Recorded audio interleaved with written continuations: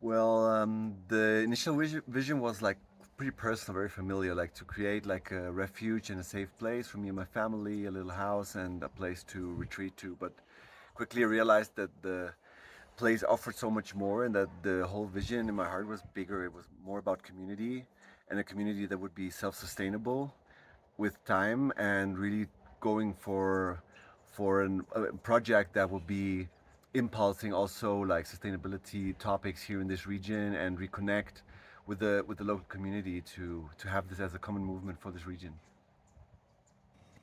After hauling out New Life and finding rust in the keel, we decided to escape to the south of Mexico. It is like New Zealand, lots and lots of trees. We had spent 2 years sailing the Sea of Cortez, but wanted to discover more of Mexico. So we visited Annette's dog rescue center, an old university friend of Maria's, and stayed at a horse farm nearby. For New Year's Eve, we drove to the mountains. We didn't quite know what to expect in the highlands of Oaxaca, but after 2 years spent boating on the desert coast of the Sea of Cortez, the promise of forest was not hard to resist. San Mateo is one of the highest villages in the mountains, reached by turning off the main road between Oaxaca City and the Pacific coast. We drove nearly 6 hours along the mostly winding roads to reach an idyllic Airbnb cottage next to a pig farm before we arrived on New Year's Eve.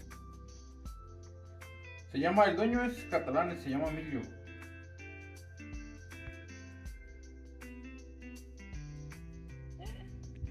Happy New Year! Happy New Year! The next morning, Italian restaurant. we wanted to explore, so went looking for a restaurant someone in the village had recommended. But what we found was altogether different.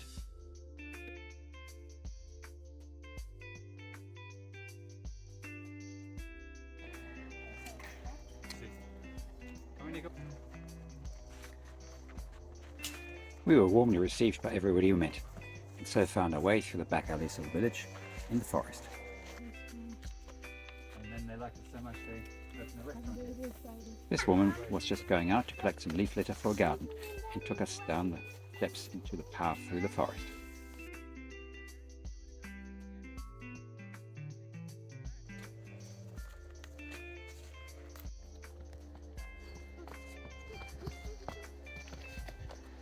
We were told just to follow the path to reach the road and take a right. We did. This way, Nico.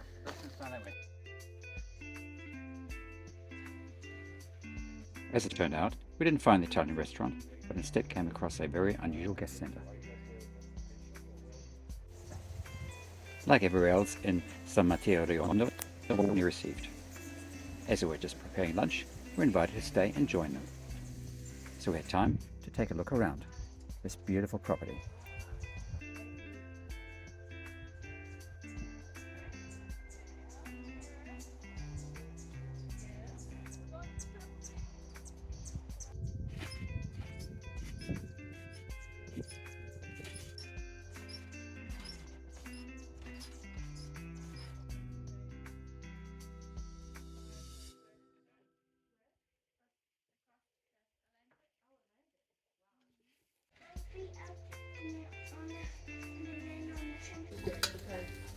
I was keeping from going in the woman's article. Was she like making something or was it like of his age? You seen any seagulls? Oh, that's good. I know, this is the first time we've had it. Same. Yeah. And even you, Nico. Even you, especially you. Boy, I'm sitting right and For lunch, we were joined by Carlos, the founder of the community. So I asked him to tell me in his own words the story of this project. I didn't know that was happening. Well, the initial vision was like pretty personal, very familiar, like to create like a refuge and a safe place for me and my family, a little house and a place to retreat to. But quickly realized that the place offered so much more and that the whole vision in my heart was bigger. It was more about community and a community that would be self-sustainable with time and really going for a project that will be impulsing also like sustainability topics here in this region and reconnect with the local community to have this as a common movement for this region. Okay, hi. So share some things about the idea, the vision of this project is to make sustainable ways of living tangible and also shareable with others who are interested in this. So that's why we have our guest center, which is the restaurant here, really close to our gardens. And we have an integrated system where we have our own well water and rainwater captivation system. And all the water we use here in the kitchen of the restaurant is being filtered in this water filter that you see here behind. So we can reuse it for our gardens, which are a little bit further down, and also for our fruit trees. And the same applies to our compost toilets, like when our guests leave their brown gold here.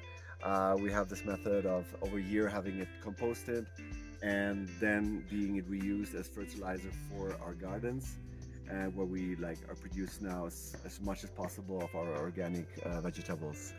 And yeah, then this guest center is designed in a way that people can come here, have a beautiful time in this natural environment, and in the same time learn about these things and see it in an applied way. Well, yeah, so on my first traveling here to this region, when I came through backpacking, I fell in love with this area here instantly. And I thought if I would be a landscape, it would look like this. So I felt like a really deep resonance with this place here and the people here and the way of the feeling of the living here. Yeah, so and here in the project we also offer this volunteering program. We open the space for people who want to travel and work in projects that have meaning to them. And so we offer a variety of formats for people to stay here. One, for example, is for accommodation, and you have a minimum commitment of 1 week.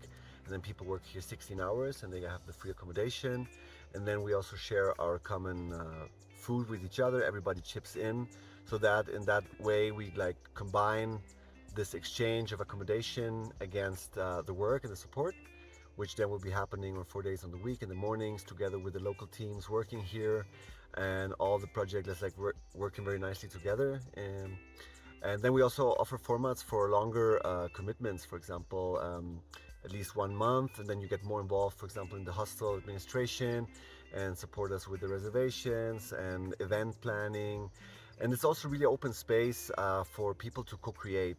We're really also inviting yoga teachers, practitioners of different kinds, people who offer treatments. We have artists, volunteers here too, that just leave their beautiful piece of art and can stay here for a while or longer. And so this is a broad spectrum of exchange that we offer here.